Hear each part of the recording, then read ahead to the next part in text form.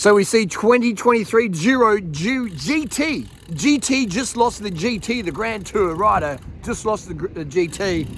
And man, I'm just going to slow right down here so the wind's not too bad. Going to get passed by e-bike in a second. Losing GC on the bike track here. Geraint Thomas, I've ridden with GT a few times and really chill dude, like just humble and easy going, easy to talk to. Great for cycling, and I've seen some freaky riding by him in training. I'd put him up there in probably the top 5 Newton training sessions I've ever seen. Him, Cookie Man still is number 1, but he's up there. Richie Port, Leon Sanchez, etc. But yes, Valverde, those guys do some crazy stuff on the bike, but Cookie Man's still number 1 in terms of freak show effort up Norton Summit. But anyway, so he loses, is this correct? He lost the Giro by 14 seconds in the last TT. And look at the bike he's riding. They put him on a bloody gravel bike.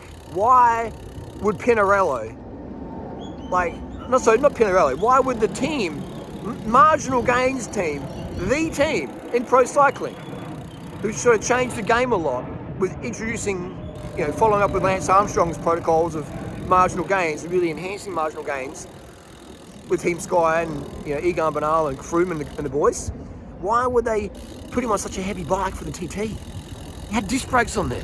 Disc brakes on a road bike. I mean, literally the bike I'm riding today, look at this bike.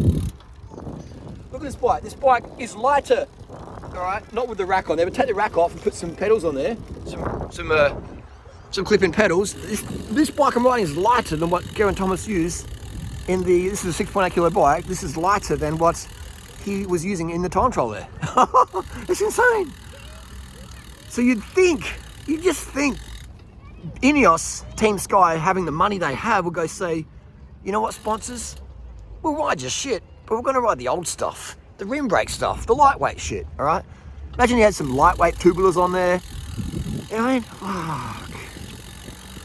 That must be frustrating. All that work, all that effort, all that risk, time away from family and your girl and everything. And you lose the GT by 14 seconds because your team, who's meant to be marginal gains, who's the performance manager there? What's going on over there? What is going on? All right, this is some friendly banter, seriously. I just think it's frustrating. I mean, as a viewer, it's frustrating to see that. Can't imagine how GT feels. I mean, he's been so unlucky with the Giro, hasn't he? All the crashes and the bad luck.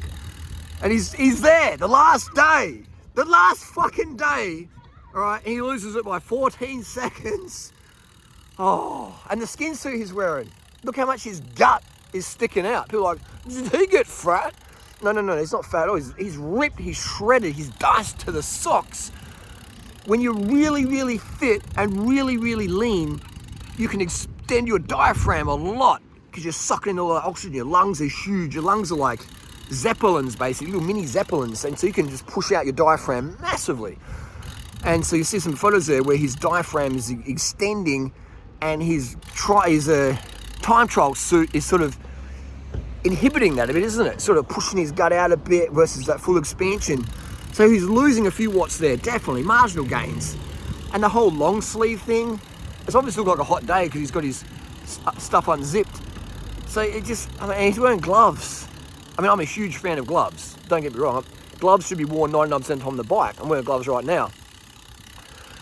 But in the TT uphill, I don't think the gloves are a good idea. We're talking seconds here.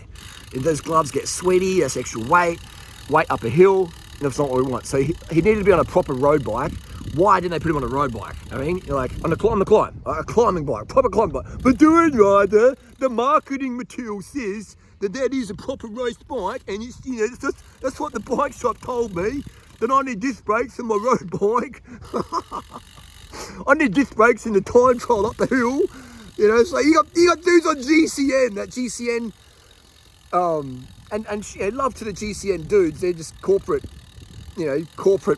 puppets on the string now, basically, because they have to say it or get quit. They've got an Andrew Feather guy, whatever his name is, the mutant. He's doing Cookie Man watts, Armstrong peak power watts up these climbs, and he's doing hill climb time trials on a freaking disc brake. It's like, come on, people, like the stupidity level. We're just got to say fuck you to the marketing and say no, disc brakes for dirt. rim for a road.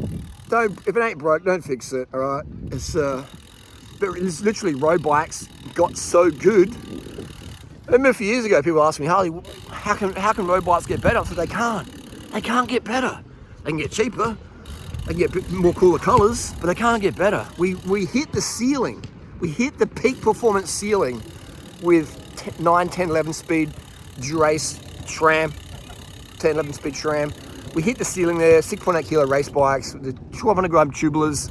We hit the ceiling there, and now it's just gone to shit for marketing reasons, because people want to buy new shit.